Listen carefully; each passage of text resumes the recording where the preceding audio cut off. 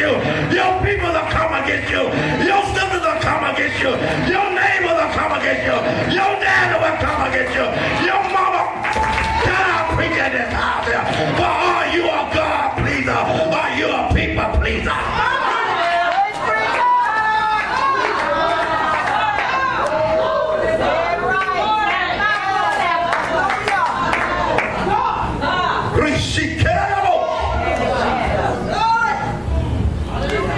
There are preachers that's up under that spirit, controlling spirit. That some of you are under that spirit. You know how many that walked off and left me because they could not control me. You don't hear what I'm talking about. I'd rather have God than to have man. If God be for me, who can be against me?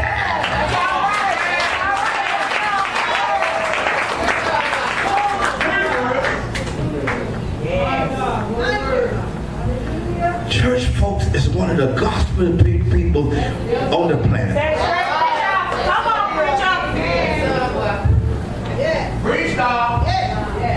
They'll go to IHOP on you. Come on, preacher. They'll get in their cars on you. They'll get on their cell phones.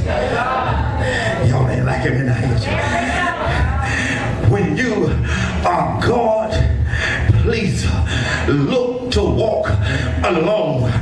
Look for folks to come against you. Well, you ain't gonna hear me.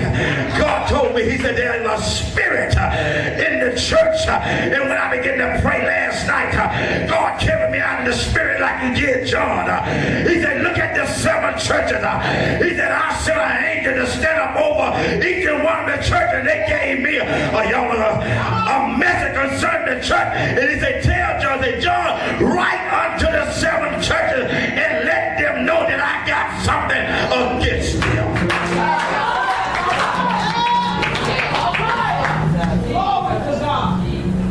All right. My God.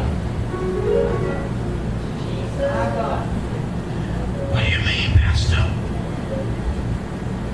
Even in some churches, you have to be careful what you join.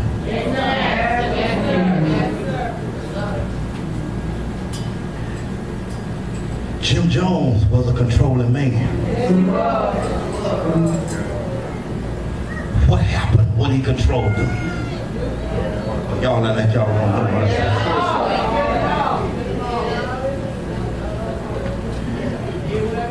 God spoke to me. He said, this man of God could not do what I said because he feared the peoples. Maybe they would have told him, say, well, if you don't do what we say, we ain't gonna come to church. We gonna leave your church. Maybe we ain't gonna pay no more tithes. You want us to pay your car payment, huh? If you don't do what we say, and then guess what he said? All right, what do you want out the deal? Come on, break it down.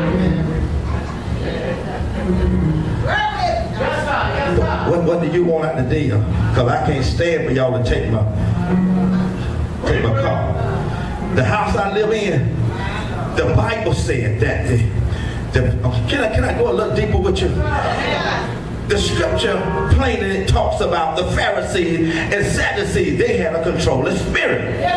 Oh yes, they did. When Jesus had healed the man that could not see, they brought the child unto the parents and asked the parents, say, is this your son? They say, yes. They say, what mean that he see? Before they got there, the parents already heard the testimony concerning that Jesus had healed the boy. Why not the parents couldn't say, Jesus healed?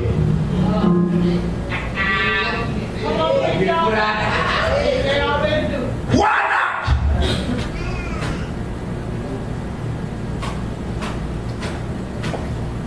This is what they replied.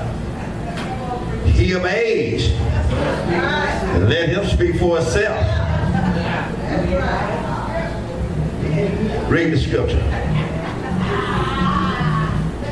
The reason why he can talk about it, I told him. Now he want to use my stuff over there in the corner. He over there acting like he done went to college. I told you. Now allow me to tell somebody else. I want him to think over there think he's so deep in front of Dwight them.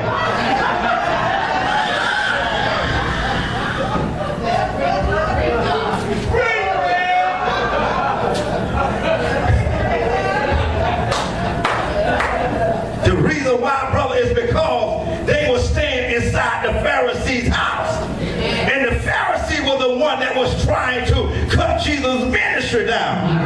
They were the one that was against him. And for them to give him credit would cost them their comfortable zone, cost them their house. And they said, wait a minute, we ain't ready to get out. I ain't ready to get out of the street, so guess what I want you to do? Ask him. Ask him. Some folks know they're under control of the spirit. And just because they don't want to hurt your feelings, they stay right up under that control of the spirit. They'll sit there and compromise with you, but thank God that God got a people that ain't going to compromise with your control of the spirit. They going to tell you what it all up.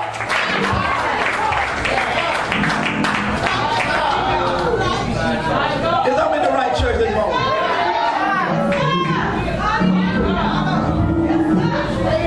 Somebody's going to get this tonight, and they're going to be free. You know how many times I done been left in my life because I didn't do what folks say? It ain't hurt nothing. All it did was better me. It put me in a different atmosphere with God.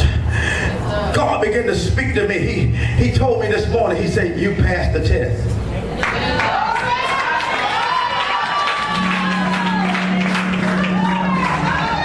He said, you passed the test. I said, Lord, I passed the test. And then he showed me my certificate. You ain't gonna hear what I'm saying here. He showed me a book, and the book that the scroll that rolled down before me. You ain't gonna hear what I'm saying here. He said, well, there are some men of God failed the test. He said, you passed the test. And then I could see the scroll come down, and it was lit up just as big. And when I looked around me, I seen the ministry jam-packed. And I said, Lord, where the people come from? And he said, I heard the angel say, repeat after me. And I said, what do I supposed to speak? Or what do I supposed to repeat? And that's when the scroll come down. And this is what the scroll said. Lord, make me a mega ministry. And I woke up out of the spirit.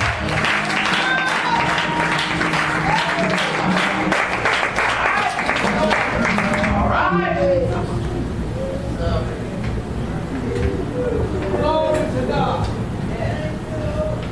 Who are you controlling?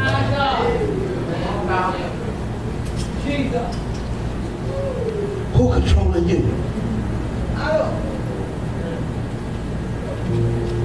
Who you can't break free from? My God.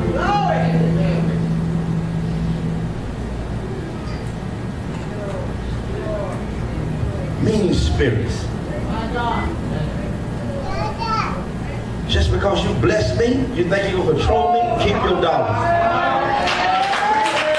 Keep your money, because if you're wrong, I'm going to tell you about yourself. Hello, somebody. And God began to speak to me. He said, there are ministries that are away. You know how many ministers, big ministers, came to a small ministry like this and offered me TV, offered me big things, offered me to travel.